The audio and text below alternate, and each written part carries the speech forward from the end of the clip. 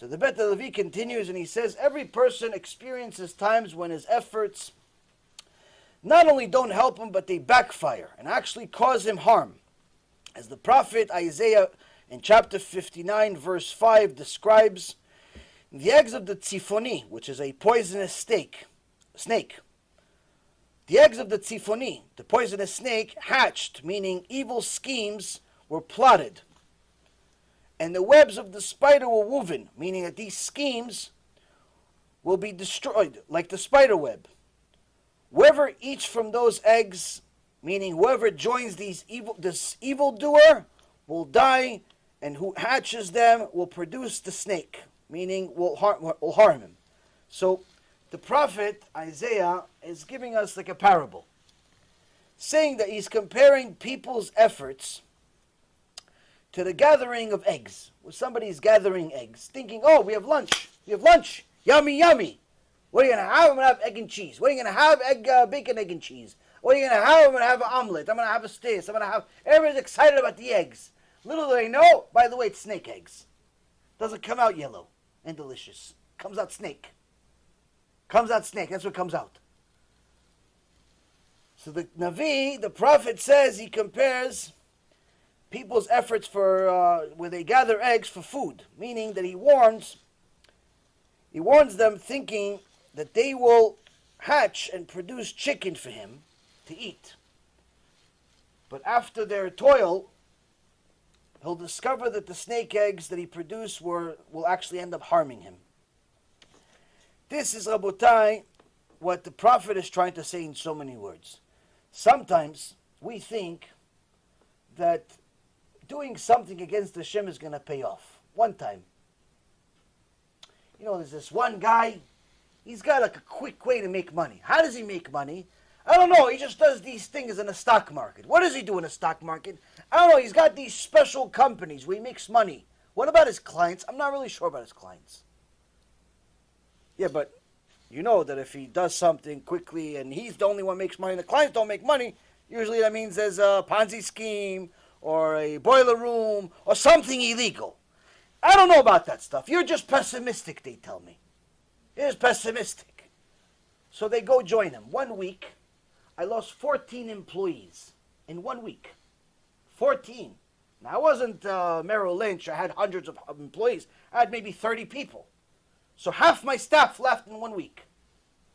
I mean, this is like to get people to actually work is almost more difficult than splitting the ocean.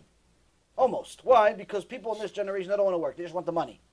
To finally convince people to come to work and half of them leave, it's a tragedy, especially for a small firm. And I find out, where did they all go? They went to a place called John Thomas up the street on 14 Wall Street. Now, people ask me about this place 500 times in a year or 2 years before that. Every other day they would ask me, oh, what about this guy, this John Thomas guy? What about him? What about him? What did you think? He, in a couple of years, he built from a small office, he's got 400 people. The movie Wall Street 2. The movie Wall Street 2 was filmed partly in his office. He was one of the actors. He's on TV. He's on CNN. Every other day, the guy came out of nowhere. All of a sudden, from 0, 300 people, 400 people screaming their lungs out, making sales. Like insanity. Entrepreneur of the Year awards. Every time they told me this, I said, you'll see, within a few years, within a few months, a certain amount of time, they're all going to jail. You're just pessimistic, you're too kosher, you're too this, you're too that. Nobody can make money like you. Why? Because everybody hated the fact that I made money legally. It was mind-blowing for people to see, oh, you're actually doing things legit. Why? Because it actually required a lot of hard work. People wanted things quick.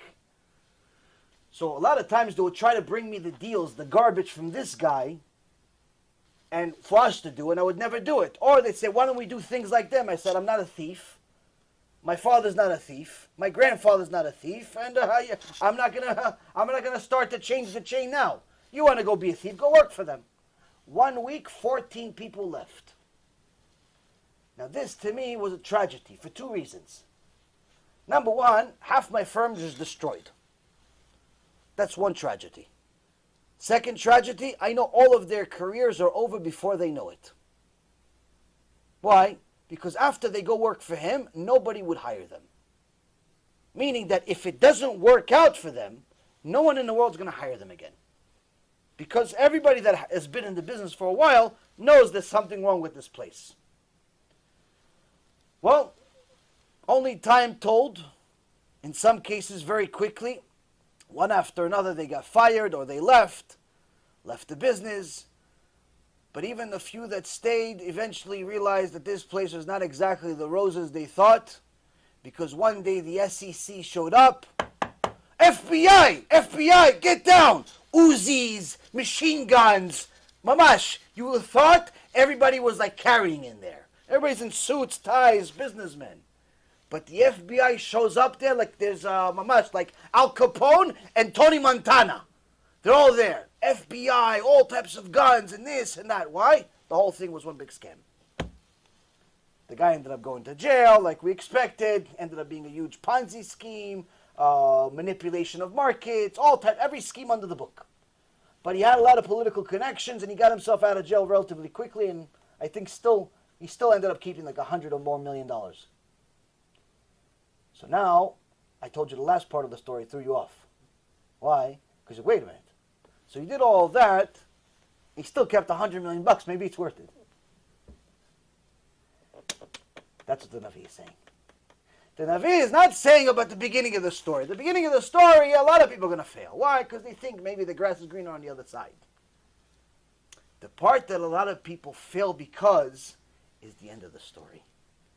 Why? Because they say, listen, going to this guy, going to work for a non-kosher company, going to work for a non-kosher product, going to do things that are not kosher. Okay. But then when you see the guy that got caught doing non-kosher things, he's still not really in trouble. With the exception of a couple of people, Bernie Madoff and Rajaratnam, the two Wall Street guys, the rest of the people that were criminals on Wall Street got away free. Got away free and clear. Mamash, they just, nothing happened to them. In some cases, they didn't even go to jail. So you think, maybe it's worth it. Maybe it's worth to be a thief. Maybe it's worth to be a drug dealer.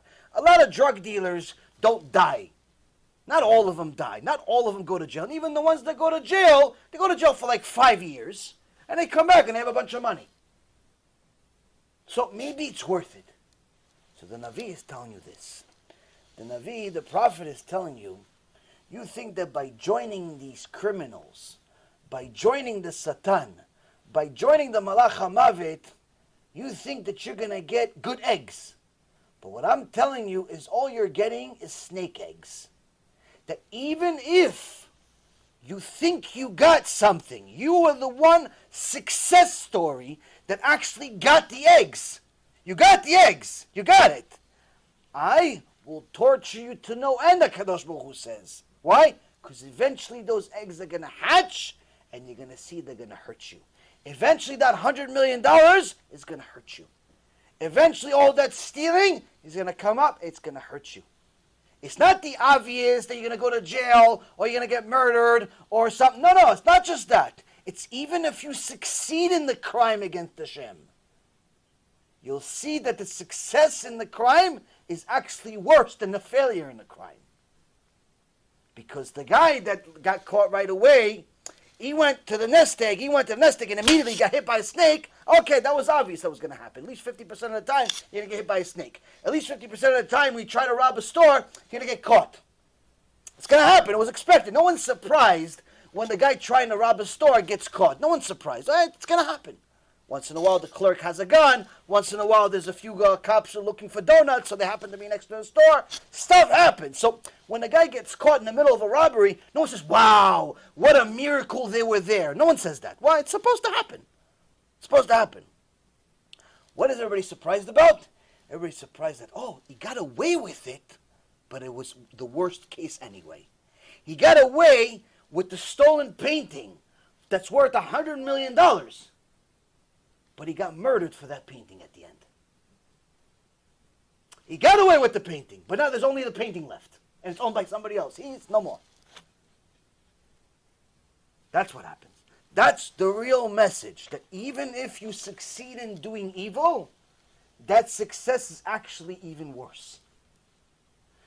Now, when a person knows that, it helps when it's a time of test that you're going to get at some point to test your bitachon and Hashem, your